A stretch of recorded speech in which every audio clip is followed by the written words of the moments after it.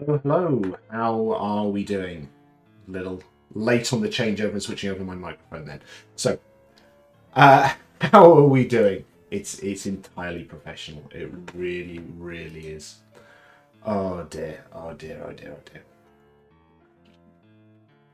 It's Monday. It's Monday. It's not a bank holiday, so we are sort of back to the regular schedule. I hope. We shall see. We shall see.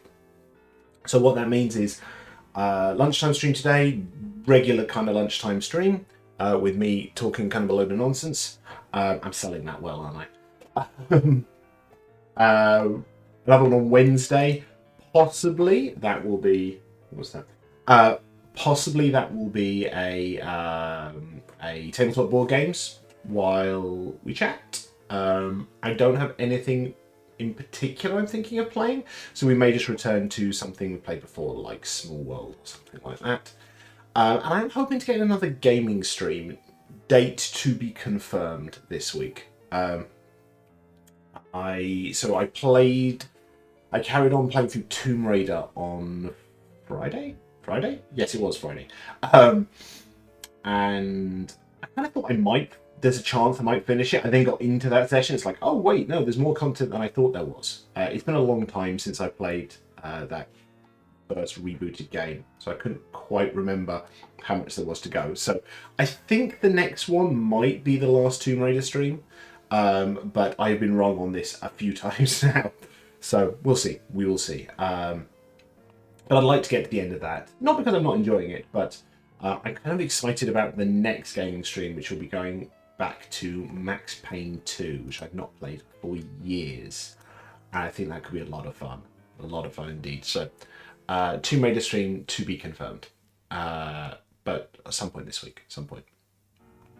Yeah, and we'll see. We'll see. And I'm hoping this week as well that I can start putting up blurb about the actual play streams, which is looking like it's going to be the 26th of January. That's Friday evening, 8:30 GMT is what we're looking at. I'm just waiting on one player to confirm that, and then I will start putting up, horrendous amounts of advertising for that. And then I'll actually have to start working on the overlay for that, which I've done some prep for, but I need to actually just sit down and get on with it. And on the topic of overlays, that is something I've been playing around with. I've been playing around with it because this has only been here for about a month. So I'm doing that. I still want to, for my regular kind of overlay, I want to sort out transitions a little bit because currently it's just like a really boring fade.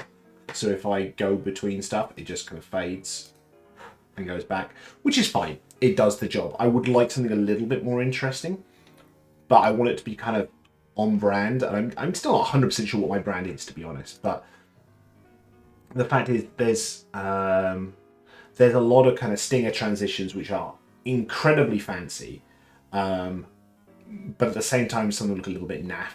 And I don't want something that's kind of not me. I mean, there's some very cool stuff. I like kind of Viking stuff and Celtic stuff, and there's some very cool, like runic things and things with axes and stuff like that. But it's not my brand. I feel I'll just be doing it to look cool, which feels like a very kind of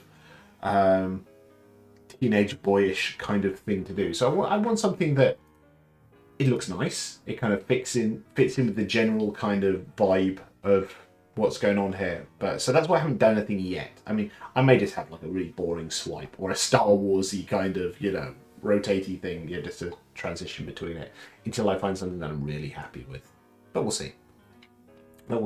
So I want to do something soon because I've done quite a bit of this. I mean, obviously, if you go back 2 months, I was literally just, here is the camera. And then here is the camera in the bottom part of a shared screen. So I'm making progress. I'm getting there. I'm learning from my mistakes. I mentioned this before, but I think dabbling is probably still too much, but I want to say I dabbled in streaming about 3 years ago, something like that. Sometime in peak pandemic, I thought, yeah, let's try this. One, my computer could not have handled it. My computer at the time. And secondly, I kind of went in at the deep end, I try to go, oh, other people do this, or do this, and this, and this, and this, and this, and this, and that. And it's like, I don't know how any of this works. And I think if I'd actually gone live with that, it would have been an absolute disaster. Whereas what I find what's better for me is start simple, build up, add on. Don't try and jump in at the deep end. That's stupid. So we're slowly adding stuff as we go.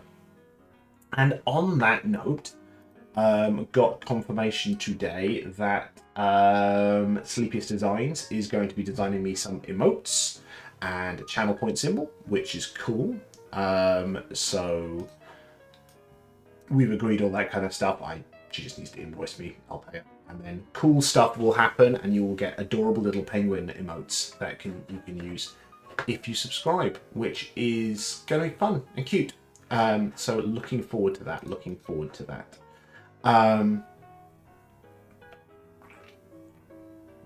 So yeah, so slowly but surely becoming a bit more professional in what I'm doing here, while still being absolutely unprofessional at all times.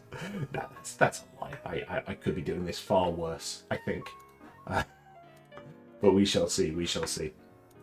On the actual play stuff, again, I'm trying to keep in mind that start simple, build up. This is my first time doing the tech for an actual play, so I'm going to keep it pretty damn simple.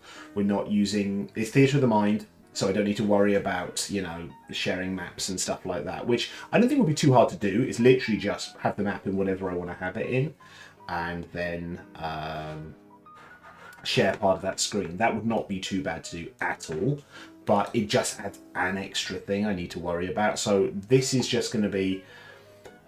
It'll be me up here somewhere-ish. I will then have, kind of 4 probably circles for my players' cameras to go in, which I'll be sharing from, I think I'm going to do that through Google. I've spoken to some people, and I think the Google Meet is maybe the way to do it. Mostly because, well, one, someone recommended it, someone I trust, so that goes a long way. But also because it does auto captioning, so there is so there's a little bit at the bottom of the screen in the Google Meet which does admittedly automatic captioning, but it does it per person. So it'll say you said this, and then Radiantly said this, so that's nice. So I can just have that at the bottom, and I can just chuck in a bit of that in a box on here as well. And then that does the basics of what I wanted to do. And while I could try and go fancier than that, I'm already doing first actual play. And of course I'm running the damn thing, and I've only done one actual play at all, on stream. So there's going to be a little bit of nerves and pressure and stuff like that. So I really, really don't want to overload myself on that one. But I know how I'm going to do it, so that should be fine, he says, optimistically. Oh dear. Who have we got in the room? And lurking is absolutely fine. I can spy a K at the double K. Hello again, good sir. I can see a photo style. Hope you are well. Said lurking is absolutely fine. It is appreciated. If you'd like to chat, that's cool as well. I mean, Kay, you've just been streaming for a few hours, so if you just want to kind of collapse in a freaking heap, that is cool.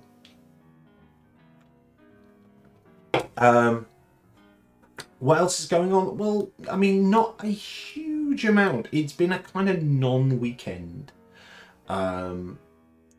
Just because still getting back into the post-Christmas routine, kind of family-wise. So my wife's first day back at work is today, which means it's the first day where our little one has to be in nursery at the correct time. So we had to do all of that this morning. My wife, who teaches, had a huge... I'm not going to get into it. It's a whole thing. I mean, I think anyone who knows a teacher knows teachers are incredibly overworked. She had just this mountain of stuff that was thrown at her to do, so I was kind of helping her a lot with what I could over the weekend.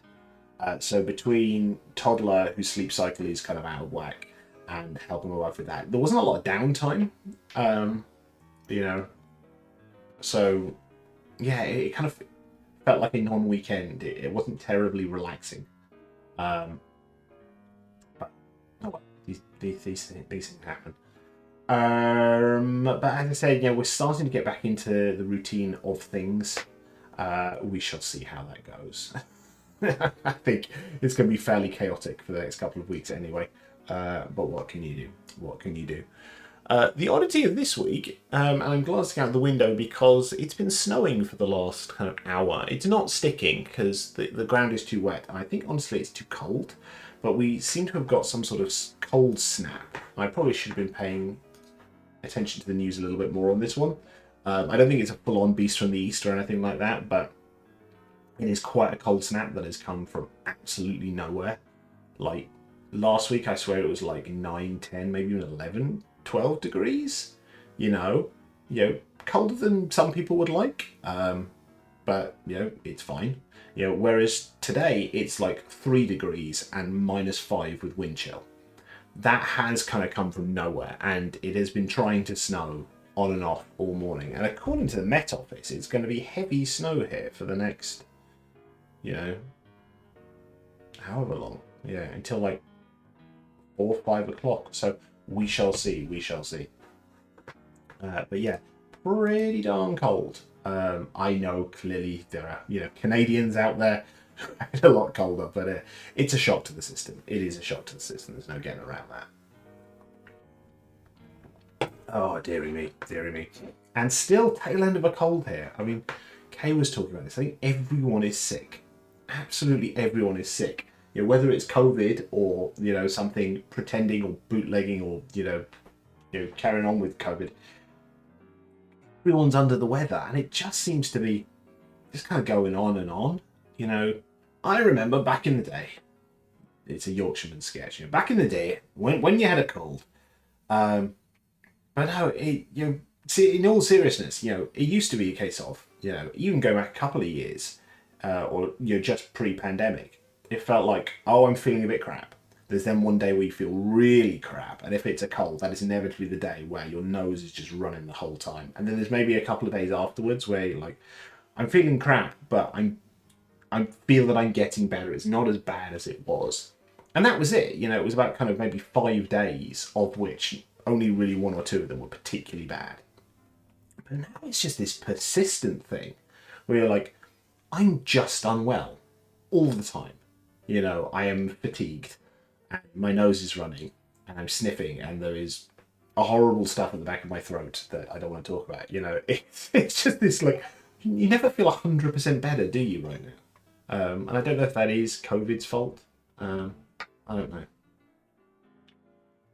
It doesn't really help, though, regardless, So, apologies that I'm still sniffing a bit. I'm not, it's not a kind of a Trumpian sniff, but there is a sniff there.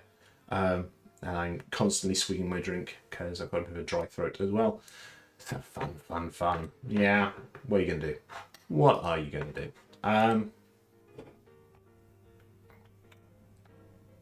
So that's kind of all there is to report in that sense. So as I've kind of said before, I do kind of... I jot down some stuff I think I might talk about on streams, because the last thing I want to do is just kind of rock up and do that bad stand-up comic thing. Does anyone remember that? Where I can't remember when it kind of started. I mean, maybe it was late 90s, but I think it was more early noughties, where you had a lot of stand-up comedians, very good stand-up comedians, doing the I'm kind of pretending this is off the cuff type thing. I think Eddie Izzard does quite a lot of that, where it feels like they're making it up as they go. And it's all very spontaneous. But it's clearly meticulously planned. Every and oh gosh, Dylan Moran, does the same. If you've ever seen Dylan Moran live, it feels like he is drunk, and just in a complete shambles. But undoubtedly, it is all very, very well prepared. And then based off of that, I think a lot of people thought, I can do stand-up comedy. I'll just rock up and I'll just wing it.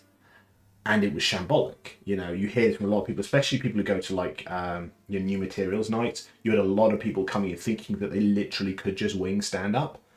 And well, I suppose technically you can, but it is the most painful thing imaginable. So the last thing I wanted to do streaming. Whoa. whoa, whoa. There is a Gonki army that has just emerged, wielding God knows what. Stay away from me, Paul. If you're still around. No. Hello, Gonki army, you absolute freaking legends. You are just an incredibly supportive community. How are you doing? How are you doing? Who won Marbles? Who won? I mean, technically, I think I was in it. I entered it before I had to dash off. How are you doing, folks? I hope you are all well, and thank you for rocking up. You just missed, a few minutes of me whinging about being freaking sick. Kath was in first, so we all won. Excellent, excellent, excellent. Yeah, you just missed me whinging about generally being kind of sick right now. Oh, a follow. I can't quite bloody read it. Who followed me? You absolute legend. See, I'm a professional. I know what the fuck I'm doing. No, I don't. I really don't. My notifications are great. I could see in the preview of the stream a notification popped on the corner saying someone was followed, but the automated kind of stream pop-up on that one is so tiny I can't even see a name, and nothing appeared in the bloody log on that one. Well, I can see, I can see some stuff has appeared. Let me just have a look so I can call you out on being cool. And now you can hear me in the background. Let's try and be less of a frickin' shambles. That would be great, wouldn't it? So let's pop down and have a look at my followers list. So I can see Green Mantis, thank you so much. You're awesome people. Okay, dude, the Rona of the holidays bloody sucked. I can only imagine. We did 2 loads of testing over COVID. Over COVID? Yeah, that's a great Freudian slip. Over Christmas, where it's like, this has gotta be COVID, right? And we tested, and nope. I mean, it still doesn't mean it wasn't COVID, because it's a sneaky bastard like that. But everyone's immune system has just been absolutely destroyed by the pandemic. So yeah, even a small cold goes on for like 3 weeks, and everyone just feels grotty. And given, again, without getting political, given the world right now, that doesn't really help. If everyone's feeling kind of down anyway and anxious and, wishing they could do more, and then you feel like crap as well, that really doesn't help. Absolutely sucks. But what are you going to do? What are you going to do? We keep going. We keep going and we do what we can. And what more can you ask for? Oh, dearie me. So thank you, lovely raiders. If you want to follow, that's great. If you don't know me, let's do the spiel. Let's try and be a professional about all this. So hi, my name's Dave. I'm DC Bradshaw everywhere. I am a tabletop RPG writer. I dabble in a bit of fiction as well. I occasionally do a little bit of voice work, but mostly, if you know me from not just hanging around on the internet and talking shit, it's from tabletop RPG writing. So I do some D&D 5e stuff. I'm most known in that regard for creating Little But Fierce, which is a version of D&D 5e for kids, or at the very least accessible for anyone kind of 6 and above, with kind of streamlined language, simplified rules, and generally a bit more of a family-friendly tone, in that I've taken out some of the horrible tropes that have lingered on in D&D for a while. So if you kind of want to check out my stuff, go to dcbradshaw.com, and you'll find all the stuff I do. You can follow me in basically everywhere as DC Bradshaw. A couple of places I have to be DC Bradshaw RPG, for example, Twitter, because there's some other guy who managed to grab DC Bradshaw before me. Ko-Fi, Patreon, DC Bradshaw RPG, I am about. So thank you so much if you choose to follow me. Radiant Leith, you wonderful, wonderful person. I will give you a specific shout out, because I could not be doing this if it weren't for you. If you don't already follow Radiant Leith in places, Katarina is an incredible artist. She did the art for Little But Fierce. She does a webcomic called Second Chance, and is generally just awesome and wonderful. How am I? Tail end of a cold, but that's everyone. Otherwise, I'm kind of all right. I'm kind of wishing it would snow more. It is snowing on and off all day, but because the ground is so cold and wet, it's not settling. And to be honest, I think it would be nice if there were a little bit of snow that settled. Otherwise, it just turns into ice, which is just a bit of a death trap. It's a death trap anyway. It's particularly a death trap with the hyperactive 4-year-old who will ignore Daddy saying that it's dangerous to run around on ice. Right now, I have rain. Well, fingers crossed something more exciting comes your way. But I'm not expecting snow. Fair enough. Yeah. I'm trying to think where you are. Kind of. I'm not sure. Is that longitude or latitude? I don't know if you're in a bit where you get cold or not, or if you're warmer. I think you're a little bit warmer from where we are. You're a bit further south, aren't you? So fingers crossed, you miraculously get some snow. That would be lovely. Oh dear. Never snows in most of Portugal. That kind of sucks. I mean, you do kind of get nice weather though. Though I have to say, I do not have the skin for hot weather. It's one of those that, going warm places is quite nice, but I burn so easily.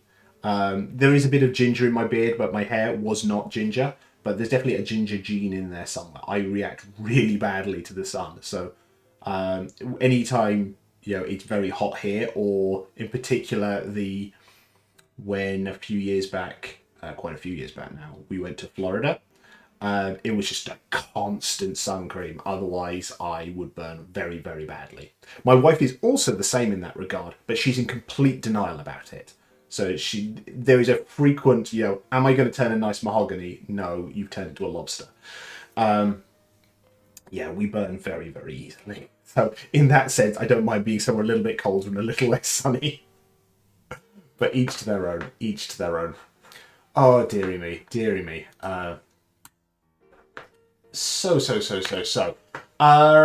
Train of thought has been completely derailed, and to be honest, it wasn't doing well to begin with. So where I started that before I went off on a tangent is that I do jot some notes down on what I'm intending to talk about on the stream, just so I don't sit here going for a while. Some ideas of some things, and maybe it's topical, maybe it's something that occurred in the last couple of days, or sometimes it's just here is an interesting topic to talk about that I've not talked about before.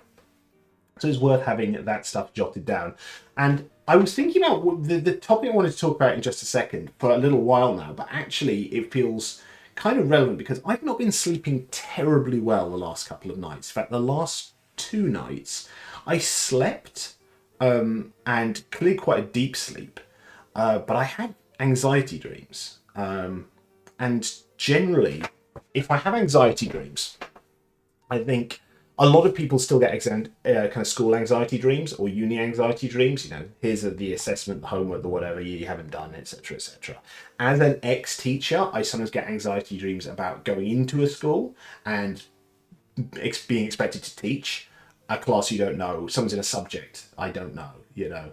Oh, congratulations on being the new, geography teacher. Here's your GCSE exam class you've got to teach this morning. So that's a special kind of anxiety. I've been having anxiety dreams the last 2 nights about being fired, which is weird. I've never had that dream before, and to my knowledge, there is no reason I should be fired. I think I'm doing pretty well in my day job. And without humble bragging, I think I'm pretty sure other people feel that same way. So I shouldn't be fired, and yet 2 nights in a row, I've had a dream about being fired, which is weird. I think it has to be an anxiety dream of some sort because there's no other basis for it. But that's kind of weird. That's been 2 nights in a row, this one. So I wanted to talk a little bit about dreams and stuff like that because I think I dream more than other people, or if I do, I remember them more than other people. So I thought, cool, let's talk about this a little bit. But before we do that, I see a countdown saying that ads are going to start in 2 minutes. So what I'm going to do is I'm going to jump onto ads for just a second. So it's going to be a kind of brief little ad on this one, isn't it? I think it's 1.5 minutes.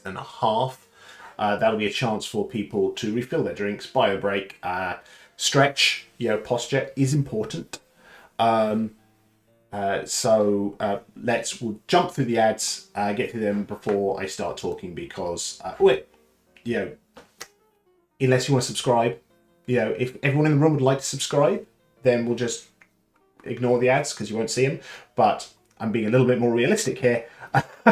We'll jump to ads. In fact, let's trigger those in just a second, and we'll be back here. Let's say at, well, it's 25 now, so we'll call it 28. And then we'll have a little chat, because I'm curious to know your thoughts on how much you dream and how much you remember them. So let's run some ads, okay? And we're back. Hope everyone is feeling a bit more relaxed. Who knows what ads may have appeared? They may not even have appeared for you. That has seemed to have been a theme. About half the people get the ads and some just don't get anything. No idea at all. But it is what it is. Okay. All right. Well, there you go. There we go. Weird.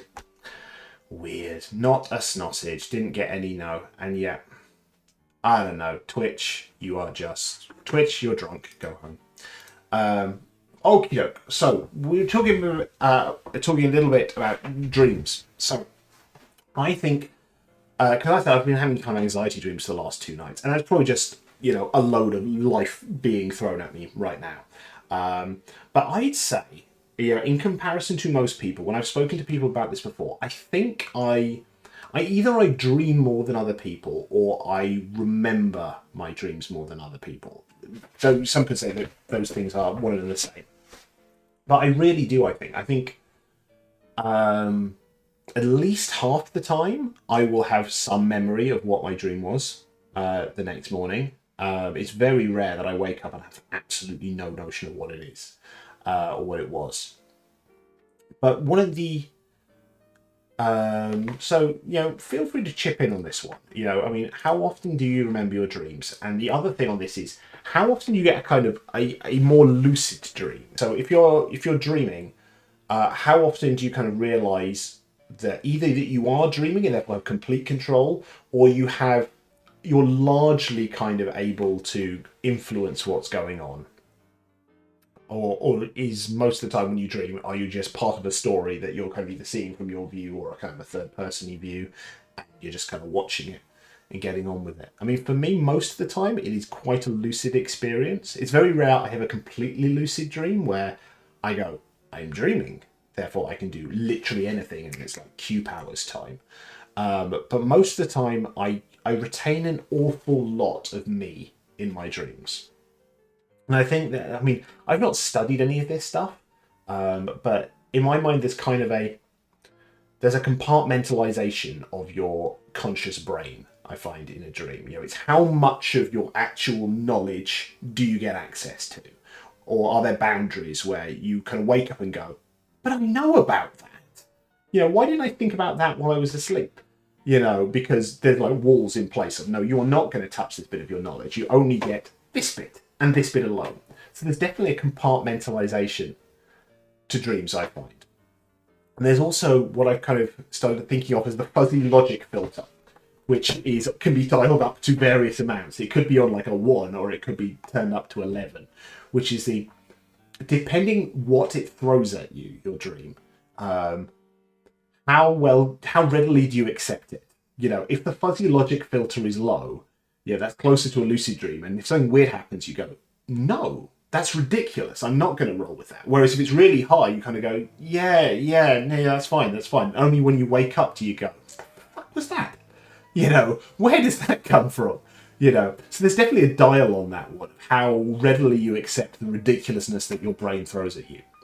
What are we saying, Katrina? I dream a lot, then forget about it, then something triggers a memory. Although anxious dreams tend to stay more once I wake up, unfortunately. That sucks. But I kind of get the same thing. If it's an anxiety dream, it definitely sticks with you for a while. If it's not, then it varies, I think. Sometimes I wake up with an absolutely perfect idea of it, and it stays with me. Or maybe it might slowly fade across the day. But sometimes I do have that thing where I don't really remember it, and then something will trigger, and I go, hang on, I had a dream about this, and it was bizarre, and you awaken the whole thing.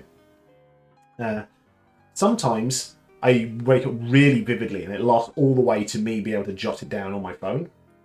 And I do that sometimes. If I go into the Notes app on my phone, there are quite a few places where I've written down what I can remember of a dream. If I get time, I might skim read through one of them for you, because every so often I have an incredibly vivid dream where it'll be like, oh wow, that is something that I maybe need to turn into a book, or I need to turn that into a short story or an RPG one-shot idea. And that's happened before. I kind of created a map and a world once based on some ideas in a very vivid kind of fantasy style dream I had before. And there's still some stuff in there I want to do something with. I still remember a lot of that years later. What's Green saying? I dream a lot and usually remember the full thing, like each part of the story and how it leads to the next, and will usually be able to recall them for a good few days. Do you have a very visual mind? I think so. I can, you see those memes about when you think of an apple, what do you see? And like for me, it's an apple. I can picture stuff and visualize stuff, very, very easily. So I think a lot of that comes very, very quickly, and therefore it's not an abstract thing. It's a very fully realized thing that's happening, which is weird that brains can do that. While in theory you are sleeping and you're meant to be recharging the batteries, your brain can be in absolute overdrive, coming up with stuff and presenting it back to you in a way that you feel that it's quite passive. Brains are weird, aren't they? I don't have a very visual mind, curiously. That is odd. As an artist, I find that very, very strange.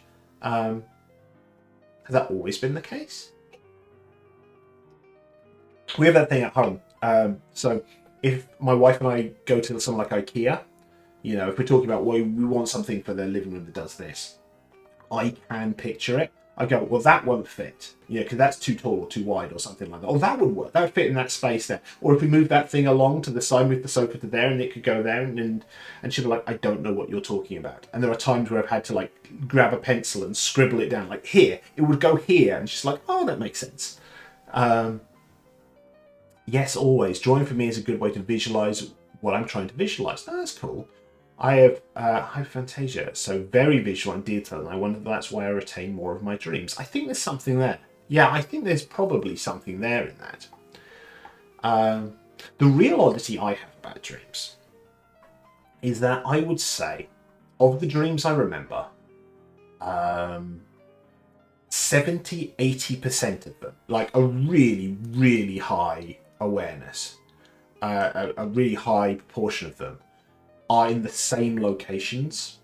Like it's the same, I want to say 6 or so locations, which is weird. I mean, every so often I have that hilarious thought of, what if I'm astrally projecting?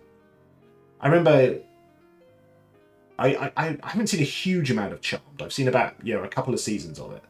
But I'm sure there was an old episode of Charmed where one of the characters was dreaming, and while they were asleep, they were astrally projecting to somewhere else and living out a life, which is a wonderful concept. I like that.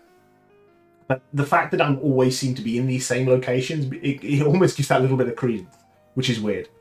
But these locations they are kind of, are they real locations or mishmash of places or completely made up?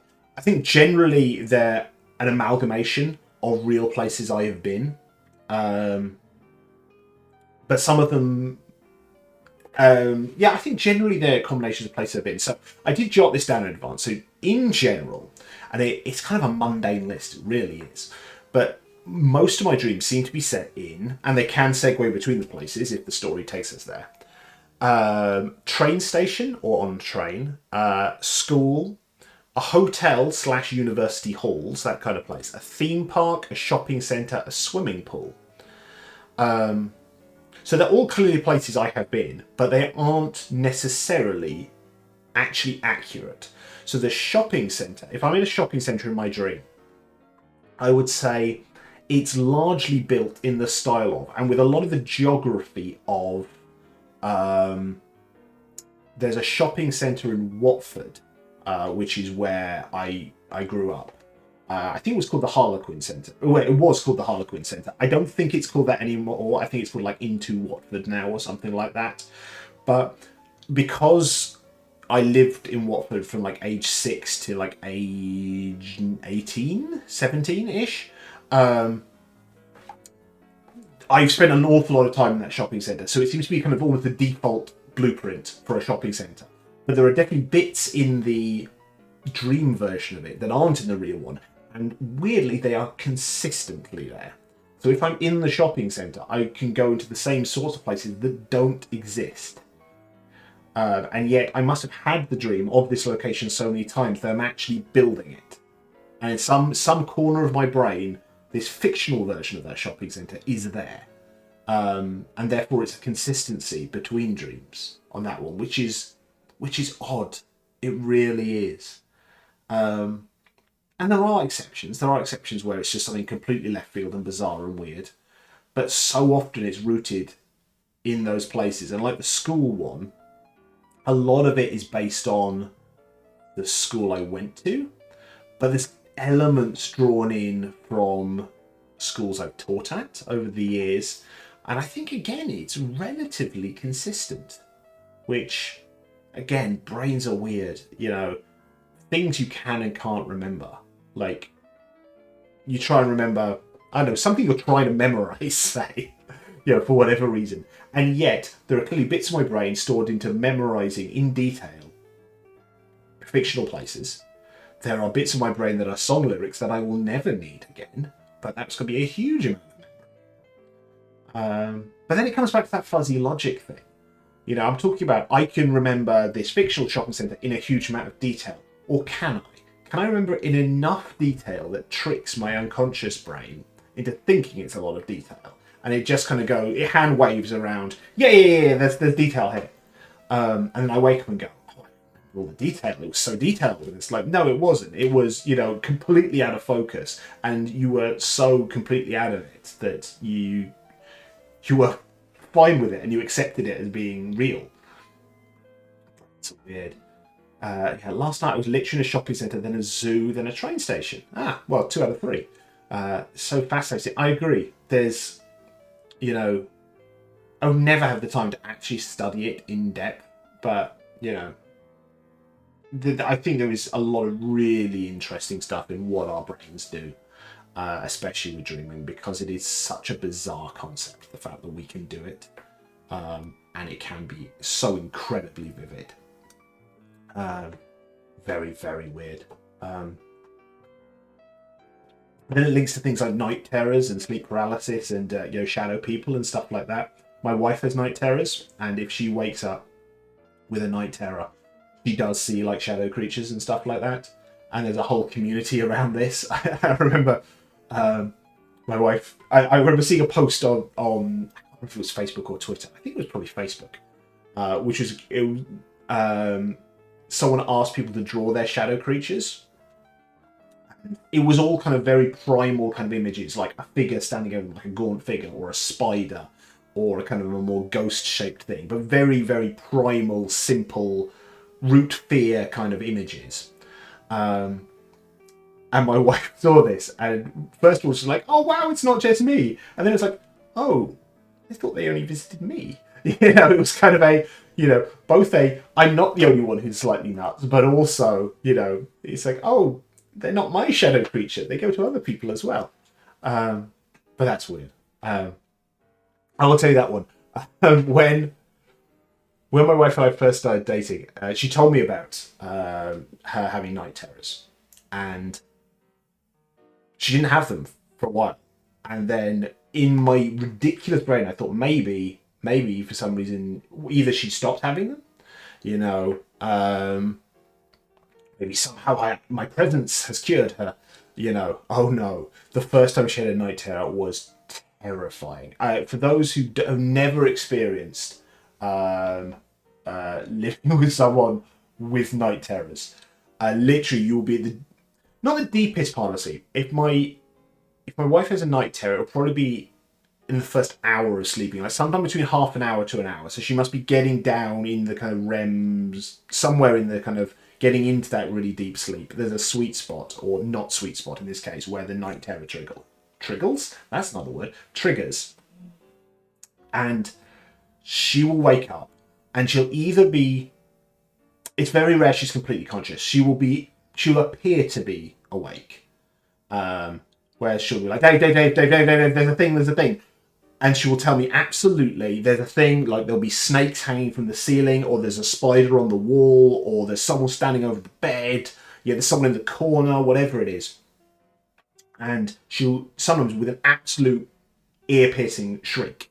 That's the first time. Sometimes it's just a shout and a panic.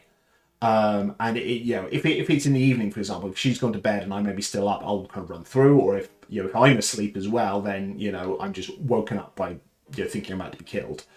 And then I'll be able to calm it down. No, it's okay, light on, it's fine. She'll then go back to sleep, and then I have to, calm my heart down.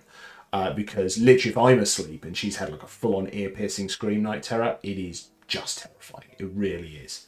But the first time it happened, I genuinely thought I was going to die. I thought that actually a burglar had broken into the house and I was about to be murdered. And then one time, I think we'd been dating maybe 3 months or so, she had a night terror. So I was sort of getting used to it, in as much as you can get used to it. We've been through a couple of these.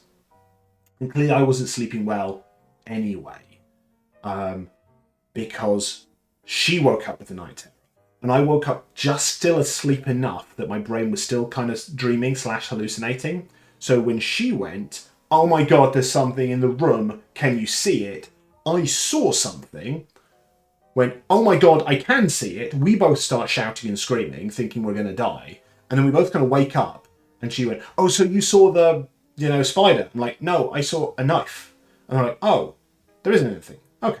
Right back to sleep. Oh, God. Yeah, it is experience. I think my wife's night terrors are linked to B12 deficiency, because she is B12 deficient. And inevitably when her B12 is getting low, she starts having night terrors. So I think there's a definite link there. I'm not saying it's the case for everyone, because B12 deficiency is a weird and scary thing. But there's, certainly in our household, I think there's a link there. But yeah, I think there's more to pick into this one. I didn't even get onto reading my dream note, which I'll probably do on another stream, because it's interesting. I picked this up. I remembered I'd written it. And I picked it up just before the stream. And looked at it and I'm like, wow, there's a lot of detail here. But also there's clearly, these notes I have not edited. It's a stream of consciousness. It was like, I need to get this down as quick as I can. And I'm clearly remembering more of it as I read it. Oh, as I typed it. So I'm reading it going, you've just remembered something there, haven't you, past Dave? Yeah, so I think I might pick this up. Maybe on Wednesday, maybe another day. We'll see. Because there's definitely more to this topic, and I'd like to discuss it more. But unfortunately, it is 1:45. I need to go back to my day job. So I am going to have to leave you, wonderful people. Thank you so much for sticking around. Thank you, Raiders. If you stuck out to the end to hear me on my random inane blethering, thank you so much. If you don't follow me already, a follow would be absolutely amazing. We're on 64 right now. Pointing towards 100, that would be great. Can I also make a request? All of my VODs go onto YouTube, and I'm also putting some original YouTube content on there as well. If you follow me here, could you follow me on YouTube as well? It's same as here, it's DC Bradshaw, but that would be amazing if you could follow me on YouTube as well. I've got like 8 YouTube followers, so it would be nice to get a bit of momentum there as well. So that would be fantastic. If you don't already follow me, I'm at dcbradshaw.com on Blue Sky and at dcbradshawrpg on Twitter. Those are the main places. If you do want to support me, I have Ko-Fi and Patreon, moving slowly towards going completely over to Ko-Fi. All Ko-Fi funds go towards funding the Tabletop RPG Creators Directory, which I host. So if it's just a couple of quid or monthly subscription is literally £2, it's not a lot at all, but I totally understand that money is tight for a lot of people, so there is no pressure there whatsoever. Equally, subscribe. Soon there will be emotes and cool stuff like that. So thank you so much for joining me. It's been an absolute pleasure. Thank you for your input, Radiant Leith and Green Eocene.